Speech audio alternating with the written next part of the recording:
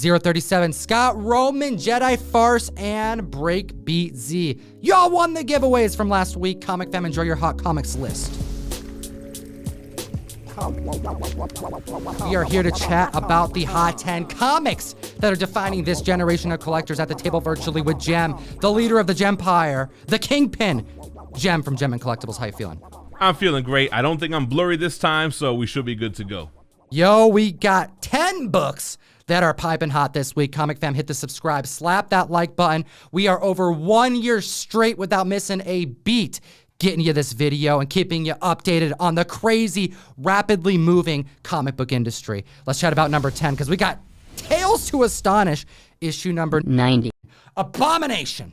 For the third week in a row, we're reporting on Abomination making record-breaking sales. We got the tease of his battle versus what looks to be Wong from Doctor Strange for the Shang-Chi trailer, and people are still scooping up these key issues. We got a CGC 7.0, which sold for $400 in June. It's up 6%, selling for $425. The 8.5, going for $1,000 back last month, is up 10%, now selling for $1,100 this week. And the 9.0, last sale was earlier this month in July, selling for $1,550, and that's up 13%, already selling for $1,750. Tim Roth will be reprising his role as Emil Blonsky, and the Comic Fam are all hyped about it, regardless of how shocked they were that they included essentially a spoiler in trailer. Next on the list, we have Fantastic Four issue 67. We're talking about him. That's right, Adam Warlock. We talked about his first full appearance in a past video, but now we're talking about his first cameo, and we have a confusing history of cameos and first appearances for Adam Warlock, so let's break it on down. The character being referred to as him actually gets introduced in the prior issue 66, but doesn't get his first cameo appearance in Origin until this issue that's currently on our list today, 67. It wouldn't be until years later in issue number 165 of Thor where Warlock as him appears in full. And then 3 years later to that, in Marvel Premiere 1, we actually see Warlock once again given a costume, the name Warlock, as well as the soul gem known from the Infinity Gauntlet fame. In the next issue, a child gives him the name Adam, which now makes him Adam Warlock. Another key Adam Warlock issue would be Warlock issue 10, which features the meeting of Thanos and Warlock, who became arch enemies throughout the remainder of Marvel history. We all remember seeing the Cocoon at the end of Guardians of the Galaxy 2. James Gunn has made references to this character. Many believe that he will likely make his debut, possibly in Guardians of the Galaxy 3. And the numbers are showing it here today. A CGC 3.5, which sold for $170 back in March, is up 11%, now selling for $188. The 5.5, going for $332 in June, is up 12%, selling for $371 this week. Then the CGC 9.2, which sold for $1,800 back in March, it's up 6%, now selling for $1,900. Moving on to number 8 on the list, we have Uncanny X-Men 101, the first appearance of Jean Grey as the Phoenix. Talk about a key Marvel issue, a key mutant issue, and some suspicious sales. Comic Fam, this is why you gotta slap that subscribe button and hit that like button. Aside from us having a giveaway at the end of this very video, some comic books end up selling for a lot of money, clearly. But there are times where they sell for too much money, and I think the 9.8 of this book that sold earlier this year is proving that point. Yeah, that 9.8 sold for $13,259 on Comic Link, and the trickle-down effect is real. A 3.0, which sold for $280 back in March, is up 7%, now selling for $300. A 5.0, which sold for $432 just this month, is up 17%, now selling for $505. The 8.5 going for $1,250 back in May is up 20%, selling for an all-new high of $1,496 this week. The $13,000 sale that Jem just chatted about actually happened in May on Comic Link, which is a very large auction site that doesn't share its sales with third parties. So although we know that this sale happened, that's why you have to slap that subscribe button, Comic Fam. We're here documenting the historical record. It's like it never happened, especially when you look at the other 9.8 sales that have happened since then. Yeah, because just the next month in June, we had a sale for $5,900. Now, Did the person who paid $13K on Comic Link overpay? The previous 9.8 sale was just over $6,000. So this June sale was actually less. I mean, maybe it was a great copy, white pager, no miswrap, and maybe the heat of the auction on Comic Link drove it up to be that price. But you got to ask yourself, had they kept the historical record, had this information be public data, would the next 9.8 have sold for so little? What we do know is that there are a total of 6,000 graded X-Men 101s between both CGC and CBCS, and of those, there's 148 graded at 9.8. And Gem, let's stop and chat at number 7 about the Gem of Cyttorak. You know I love those gems, especially the gem that gives Juggernaut Kane Marco his unstoppable powers. We have X-Men 12 on the list, and it's a book we've been talking about for some past weeks. That's right. We're talking about the origin of Professor X, Charlie Xavier, and some monster gains. I'm heading to TorpedoCon in LA this next week. I'm excited to see multiple copies on dealers' walls because at the last convention I went to, this was one of those keys that was on every dealer's pile that they weren't selling just yet. They were acquiring them because so many people keep asking them about this mammoth-sized villain. And we have a 3.0 going for $850 back in April, up 3%, selling for $876 this week. I think that's going to be a $1,000 book. Yeah, for sure. The CGC 5.0 sold for $1,550 back in April, and that's up 16%, now selling for $1,650. And then we got that 8.0 going for $2,500 in January. This one has some monster gains, seeing a 48% uptick. Now selling for the first time ever, $3,700 this week. We have to chat some toss. You know it. Tales of Suspense 57 coming in at number 6 on the list. The first appearance of Clint Barton, the Hawkeye.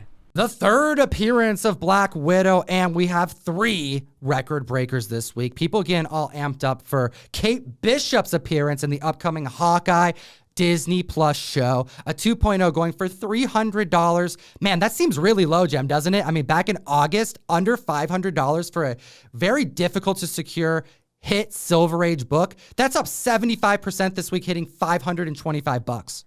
Well, there you go. Not under 500 anymore. We got the CGC 5.0, which sold for $1,350 back in April, and that's up 11%, now selling for a smooth $1,500.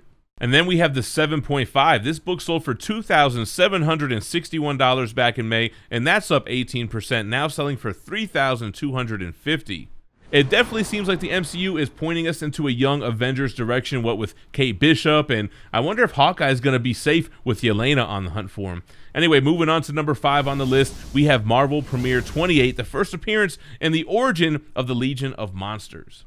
We're talking Ghost Rider, Man-Thing, Morbius, not Mobius, and Werewolf by Night. Comic fam, these are 4 different characters that are all seeing tremendous spikes in their own respective solo titles, first appearance, minor key appearance, hit cover appearance. Utilize code TOM101 on the best comic app and support our show and unlock a free 2-week subscription. We're talking Key Collector Comics, where you can keep track of all the various key moments of characters specifically. Go to that search bar, type in the various characters that you want to see a list of all of the comics worth your time to not just know, not just spec on, but also to consider purchasing to add to your collection. We're talking some monster gains from some monster characters this week, starting with the 2.0, going for $80 back in January, up 75% this week, selling for $140.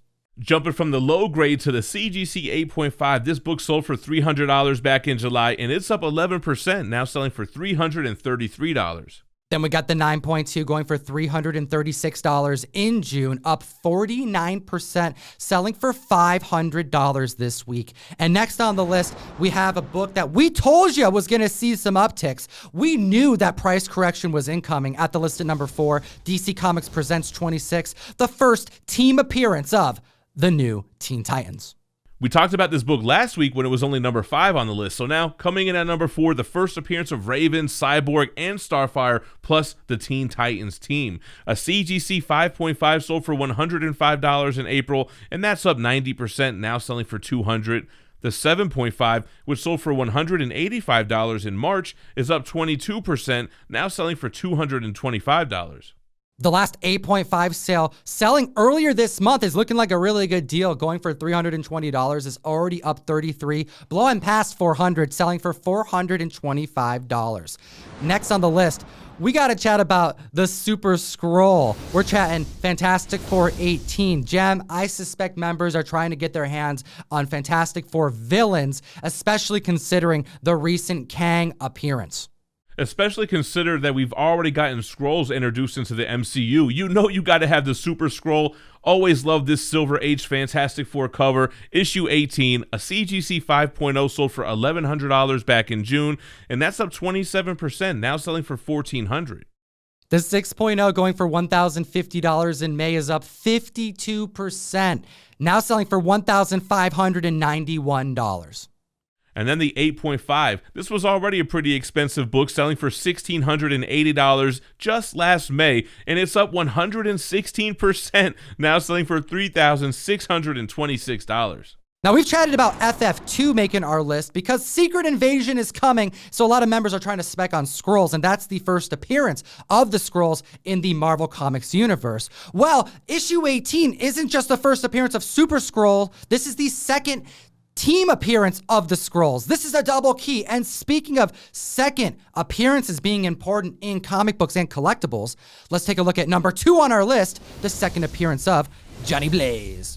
You guys have heard me say this over and over again. When that first appearance gets too expensive, which Marvel Spotlight 5 has been for many years now, especially in high grade, you got to start looking at the next best thing. The second appearance, Marvel Spotlight 6, a CGC 6.5 sold for just $100 back in 2019.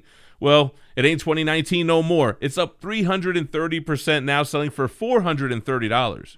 We're talking the second appearance of Ghost Rider, yo. Nick Cage, where you at? 7.5 going for $200 in March, up 88%. These are some strong gains, hitting $375 this week. A CGC 9.2 sold for $670 back in June, and it's up only 4%, but it just sold for $700 even. Let's take a quick stop and compare Werewolf by Night 33, the second appearance of Moon Knight, to Ghost Rider's second appearance, because it's going to show you that there is so much potential in these key books. Taking a look at Werewolf by Night 33, we had an April sale of a 7.5 hit $500. The last sale hit $375 up until that point. Then in June, a 6.5 sold for $600 versus the $430 prior sale. Werewolf by Night 33 has a total of 819 total graded copies on the census, where Marvel Spotlight 6 has about half of the amount, a total of 429. In grades 9.0 and 8.5, there are twice as many graded copies of Werewolf by Night 33 than there is of Marvel Spotlight 6. If Werewolf by Night 33 is spiking, which it is, Ghost Rider isn't far behind. Comic fam, I gotta hear your thoughts about this in the comment section below. Like and subscribe. And Gem, I gotta hear what you have to say to the comic fam, because you said, mark my words, Kang is not coming. Guys, I gotta come clean. I misled you. I was wrong. I said there was no way they were gonna have Kang in the MCU, and I was dead wrong. I was right about Mephisto, but I was so wrong about Kang, and I know they technically didn't say Kang. He's technically He Who Remains, but I mean, it's Jonathan Majors. I was so surprised, happily surprised, that I was wrong and that they kind of pulled an audible. They didn't fall into the formulaic TV show that we've been seeing them do, and they introduced a brand new character in the last episode of the season. Loved his performance. I get it. He was goofy, he was jovial, he was charismatic. That's He Who Remains. We're yet to see the actual bad version of Kang who is coming. At the list at number 1, the hottest book in the world, we're talking the first appearance of Kang. Avengers number 8, Kirby Goodness. This book made our list number 9 2 weeks ago, number 2 last week, and is leading the charge this week for the reasons Gem just described. We have our next major Marvel villain, and we have some major price records to report on, price hikes across multiple grade points. This book is here to stay, and Kangs are coming. We're going to talk about a lot of different sales because people are trying to grab this book in whatever grade they can, but let's start with the 2.0. The 2.0 sold for $350 in March. It's up 76%, now selling for $615. The 3.0 sold for $895 in June, and that's up 56%, now selling for $1,400. We also have the 4.5 up 54%, the 5.0 up 5%, the 5.5 up 20%, the 6.0 up 35%. Then we have the 7.0. It was broken 3 times this week with the leading sale, prior record being $2,500 to be outdone by an increase of 62%, breaking the $4,000 marker, landing at $4,050, and then the 9.2 up 14%. There are so many different things that can be said about Kang being introduced. We have Rama Tut, Scarlet Centurion. We have Ironland, Avengers, Young Avengers spec to be had. And I'm so glad to be doing it with the best comic book community in the world, the Comic Fam. Slap the like button, hit that subscribe button, and as always, before I sign out, not only was I so wrong about Kang, but Tom was 100% right. If you guys were watching our live recap shows on my channel, we did one for each episode. Tom called it. You were right. All praise due to you. Don't listen to any of my theories. I don't know what the hell I'm talking about, but geek responsibly and stay minty fresh. Peace. Enough said. Guys, we have our new Indiegogo campaign live right now for our Gem Mint Dynamite box. This is a way where you can actually buy a gem crate. It's a box that has all types of channel swag like t-shirts, tote bags, bookmarks, pins, and more. It'll also include this exclusive variant for Betty Page Curse of the Banshee 1, drawn by the very talented Jay Lee. We even got Jay to draw a little gem on Betty Page's ring finger. So go ahead and check out the link in the description to support the campaign.